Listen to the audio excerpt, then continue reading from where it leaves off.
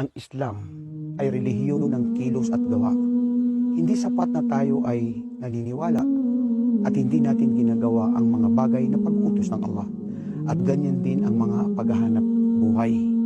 Ganyan din ang mga bagay na minsan gusto natin na makamit sa ating buhay.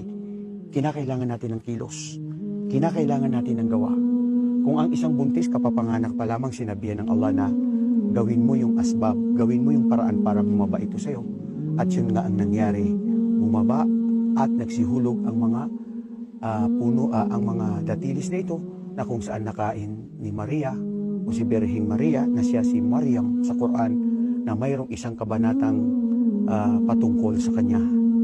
Sana po napulutan natin ng aral ang mga patungkol dito na ang relihiyong Islam ay kinakailangan natin ng gawa, kinakailangan natin ng kilos, at huwag tayong umasa sa kahit sino. Gawin mo kung ano yung sayo, ipasa Allah, ipasa Diyos ang mga natitira dahil siya ang magpapaubaya at siya ang magpapahintulot at siya ang magbibigay ng resulta. Ganon din sa larangan ng pagdadawa. Gawin mo, makinig sila o hindi sila makinig, hindi ang hangad natin ay magmuslim ang lahat dahil siya ang Allah ang magbibigay ng gabay kung sino ang nais niyang bigyan ng gabay. Ang sa atin lang, do your part and the rest, leave it and give it to Allah because we want to please